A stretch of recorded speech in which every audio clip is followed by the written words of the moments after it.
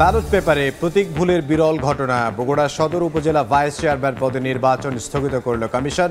পবায় 2 প্রার্থীর সমর্থকদের মধ্যে সংঘর্ষ, ছুরিকাঘাতে আহত 1। নওগাঁয় মিলারদের কাছে শত কোটি টাকা পাওনা আদায়ে আন্দোলনে কৃষক ও ব্যবসায়ীরা। কৌশলে আদালতে দেউলিয়া ঘোষণার পাঁয়তারা চাতাল মালিকদের। এবং দখল দূষণে হুমকির মুখে রাজশাহীর বেশিরভাগ নদীর অস্তিত্ব পরিণত হয়েছে বড়া খালে। বিরূপ প্রভাব কৃষিতে। নদীর জমি দখল করে গড়ে তোলা হচ্ছে অবৈধ স্থাপনা।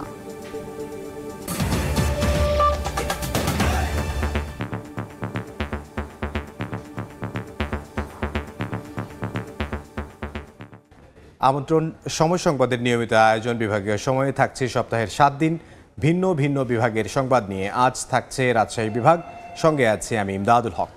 তৃতীয় ধাপে রাজশাহী বিভাগের 14টি উপজেলায় চলছে ভোট গ্রহণ। প্রতীক ভুল থাকায় বগুড়া সদরে উপজেলা ভাইস চেয়ারম্যান পদে ভোট স্থগিত করা হয়েছে। এদিকে পবায় 2 প্রার্থীর সমর্থকদের মধ্যে সংঘর্ষে ছুরিকাঘাতে একজন আহত হয়েছেন।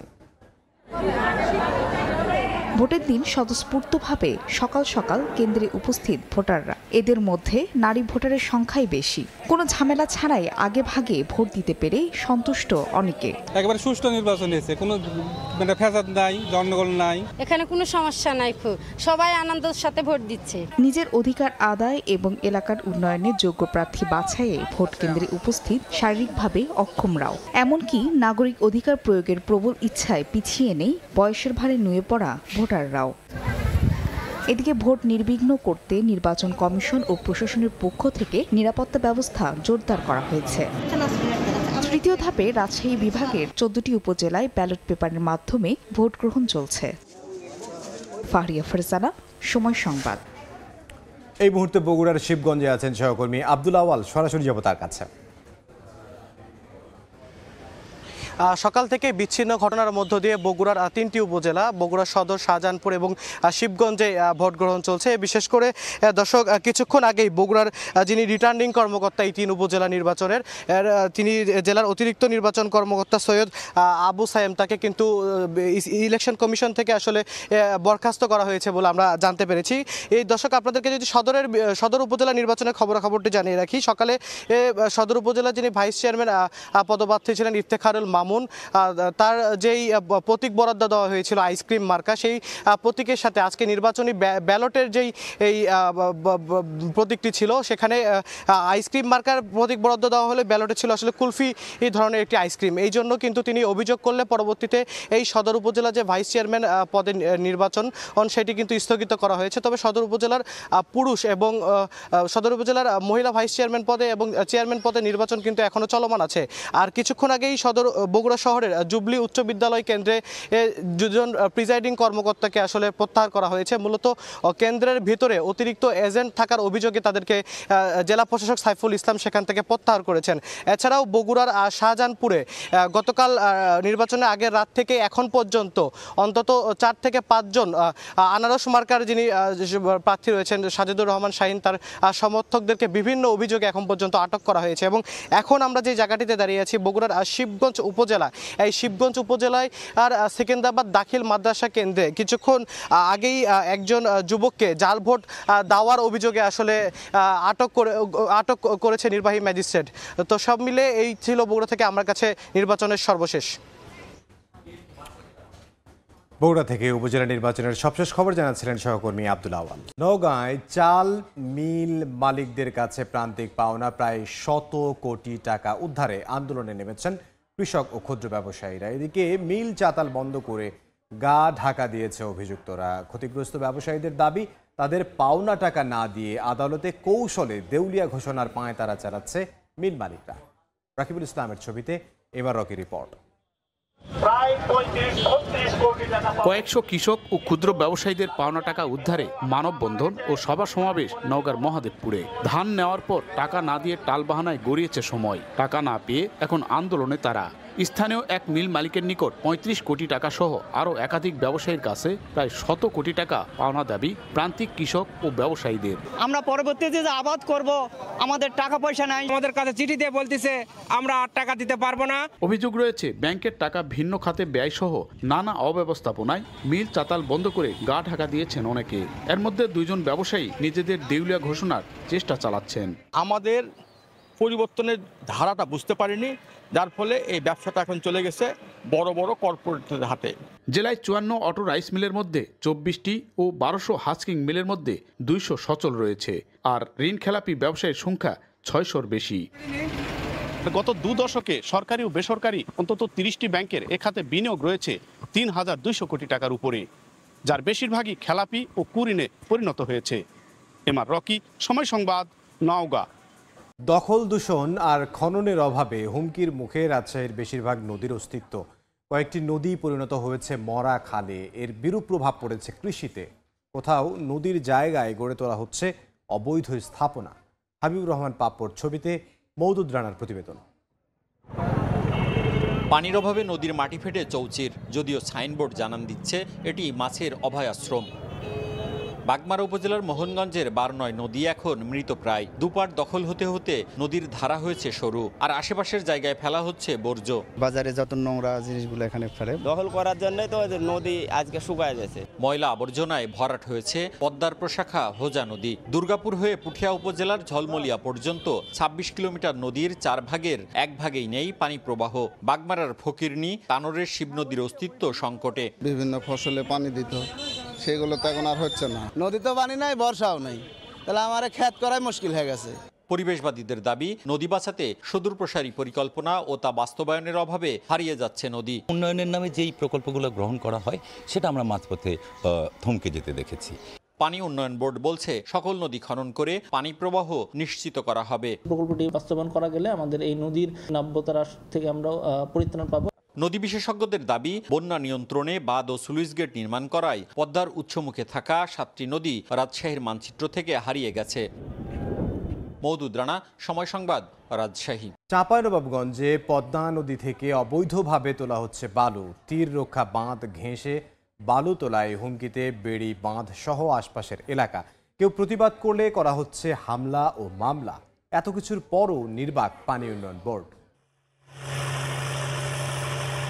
নদীর তীর ঘেঁষে তোলা হচ্ছে বালু। নিচের মাটি সরে যাওয়ায় বাঁধের অনেকাংশের ব্লক ধসে পড়েছে। সম্প্রতি চাঁপাইনবাবগঞ্জ সদর উপজেলার শাহজাহানপুর ইউনিয়নের রানীনগর বালুমহল ইজারা দেয় জেলা প্রশাসন, কিন্তু ইজারা নিয়ে পুরো পদ্মা নদী থেকেই বালু তুলছেন ইজারাদার। অভিযোগ উঠেছে, অবৈধভাবে পদ্মার তীর সংলগ্ন এলাকা থেকেও বালু তোলা হচ্ছে। এমনকি অনেক এলাকায় এসব বালু রাখা হচ্ছে বাঁধের উপরেই।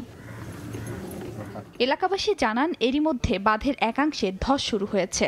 ঝুঁকিতে আছে তীরবর্তী জনপদ। কেউ প্রতিবাদ করলে করা হচ্ছে হামলা ও মামলা। কিছু চক্রী মহাল এই যে এলাকার নেতাগোতা সবসময় পদ্মা নদীর বালি উত্তোলন করছে, মাটি কাটছে অবৈধভাবে। এলাকার লোকজন সব ঝুঁকিপূর্ণ বাস করছে, তাহলে কোটি কোটি সরকার টাকা দিচ্ছে, তাহলে নদী বাঁধা লাভ কি হয়েছে? এই নদীটা কিন্তু 10 কিলোমিটার দূরে ছিল, কিন্তু কাটতে কাটতে এই পর্যন্ত এসেছে। এ নিয়ে কোনো তথ্যই জানে না পানি উন্নয়ন বোর্ড। অভিযোগ পেলে ব্যবস্থা নেয়ার দায়সারা আশ্বাস সংশ্লিষ্ট কর্মকর্তার। নদী থেকে বালু অবৈধভাবে উঠেছে, এটা আমরা যদি কোনো তথ্য পাই তো আমরা সঙ্গে সঙ্গে সেটা প্রশাসনকে আমরা অবহিত করি এবং প্রশাসন সেটা ব্যবস্থা গ্রহণ করে। গত বছরের 23 এপ্রিল সদরের জনতারহাট এলাকায় অবৈধভাবে বালু ও মাটি কাটাকে কেন্দ্র করে দুই পক্ষের সংঘর্ষে জিয়ারুল ইসলাম জিয়া নামে একজন নিহত হন। সময় সংবাদ, চাঁপাইনবাবগঞ্জ।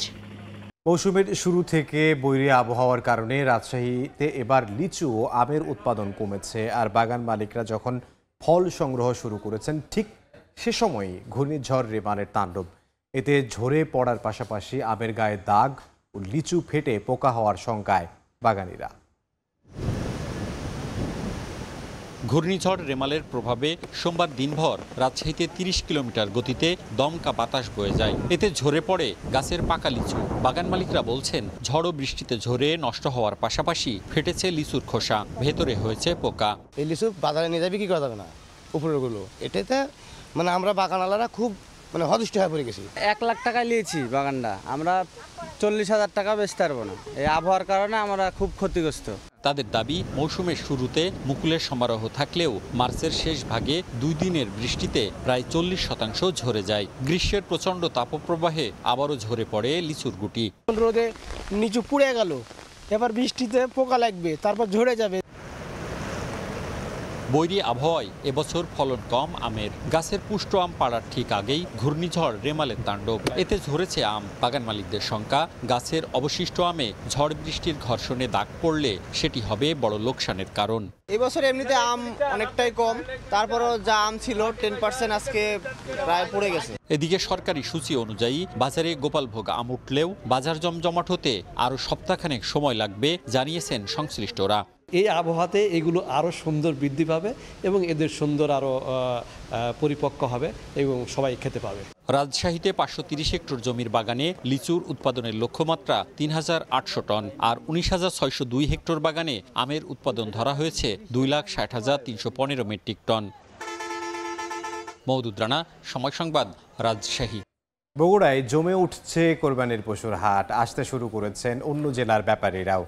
গোখাদ্যের বাড়তি খরচ ও পশুর দাম কমে যাওয়ায় ন্যায্য দাম নিয়ে শঙ্কায় খামারিরা। আব্দুল আওয়ালের পাঠানো তথ্য ও শাহিদুল ইসলামের ছবি নিয়ে রিপোর্ট। ক্রেতা বিক্রেতাদের হাঁকডাকে সরগরম পশুর হাট। বিভিন্ন প্রজাতির ও আকারের পশু থাকলেও চাহিদা বেশি দেশি জাতের ষাঁড়ের। ঈদুল আজহা উপলক্ষে বগুড়ার পশুর হাটগুলোতে ভিড় বেড়েছে। প্রতিটি হাটে স্থানীয়দের চেয়ে জেলার বাইরের ব্যাপারের উপস্থিতি বেশি। এসব হাট থেকে কম দামে পশু কিনে লালন পালন করার পর কোরবানির পশুর হাটে বিক্রি করবেন তারা। এখানে গরু বেচতে আসে, ব্যাপারী পত্র আসে, বেচে লাভবান হয়, এই জন্য আসে। সব জায়গার ব্যাপারী এখানে গরু কিনতে আসে, ওনারা গরু এখান থেকে কিনে নেয় 1.5 লাখ 2 লাখ। তবে খামারিদের শঙ্কা পশুর দাম নিয়ে। তারা জানান গোখাদ্যের মূল্য বৃদ্ধিতে পরিচর্যায় খরচও বেড়েছে। এখন পশুর দাম কম হওয়ায় বিপাকে পড়েছেন তারা। তবে প্রাণী সম্পদ বিভাগ জানায় বর্তমান বাজারে মাংসের দাম অনুসারে এবছর খামারিরা লাভবান হবেন। খাদ্য যে ঊর্ধ্বগতি, মূল্যের ঊর্ধ্বগতি, এটা খামারের জন্য কষ্টকর, কিন্তু বাজারে যে দামে মাংস বিক্রি হচ্ছে তাতে তারা লাভবান হবে বলে আমি আশা করি। প্রাণী সম্পদ বিভাগের তথ্য মতে এবছর কোরবানির পশুর হাটের জন্য 7,34,000 পশু লালন পালন করছেন জেলার খামারিরা, আর জেলার চাহিদা 7,05,000। সময় সংবাদ, বগুড়া। এবার জেনে নেব রাজশাহী বিভাগের গত সপ্তাহের আলোচিত ঘটনা। তরুণ কবিদের নিয়ে বগুড়ায় 24 ও 25 মে আয়োজন করা হয় 2 দিনের কবিতা উৎসব। প্রথম দিন জেলা পরিষদ মিলনায়তনে এর উদ্বোধন করা হয়। অনুষ্ঠানে কবিতা ও সাহিত্য সংক্রান্ত বিভিন্ন বিষয়ে আলোচনা করা হয়। পরে বের হয় বর্ণাঢ্য শোভাযাত্রা। উৎসবের আয়োজন করে বগুড়া লেখক চক্র।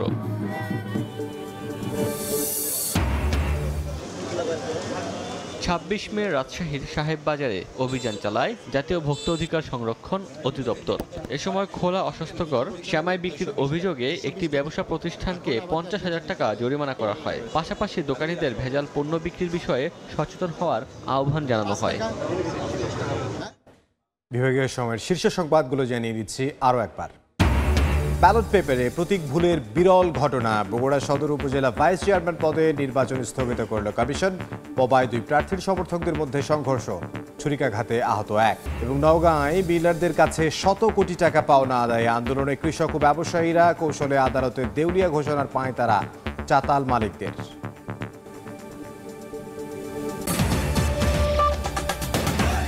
এ ছিল বিভাগীয় সময়ে। আগামীকাল থাকবো খুলনা বিভাগের আয়োজন নিয়ে। এরপর আন্তর্জাতিক সময়ের সঙ্গে থাকবেন সহকর্মী ওমর ইনান। ইমদাদ, আপনাকে ধন্যবাদ। আন্তর্জাতিক সময় নিয়ে ফিরছি কিছুক্ষণ পর, সঙ্গে থাকুন সময়ের।